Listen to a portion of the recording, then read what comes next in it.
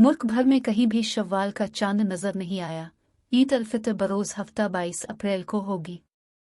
मरकजी रुयत हिलाल कमेटी ने पाकिस्तान के किसी भी हिस्से से चांद की रुयत की शहादत मौसूल न होने का ऐलान कर दिया। शव्वाल का चांद देखने के लिए मरकजी रुयत हिलाल कमेटी का इजलास इस्लामाबाद में हुआ।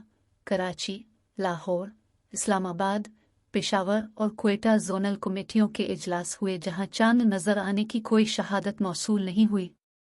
चेयरमैन मरकजी रुयत हिलाल कमेटी मौलाना अब्दुल खबीर आज़ाद ने मरकजी इजलास की सदारत की।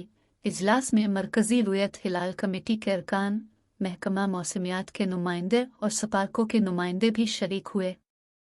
जोनल रुयत हिलाल कमेटी लाहौर ने ऐलान किया कि पंजाब में कहीं से शव्वाल का चांद नजर आने की शहादत मौसूल नहीं हुई। लाहौर में चांद 7:10 तक देखा जा सकता था। कराची में जोनल रुयत हिलाल कमेटी ने भी कहा कि उसे चांद नजर आने की कोई शहादत मौसूल नहीं हुई। महकमा मौसमियात के मुताबिक कराची में आज 7:17 तक चांद देखने का वक्त था। इस्लामाबाद और क्वेटा में भी चांद नजर आने की शहादत मौसूल नहीं हुई। जोनल रुयत हिलाल कमेटी पेशावर के रुकन हाफिज अब्दुल गफूर ने कहा कि पेशावर में शव्वाल का चांद नजर नहीं आया।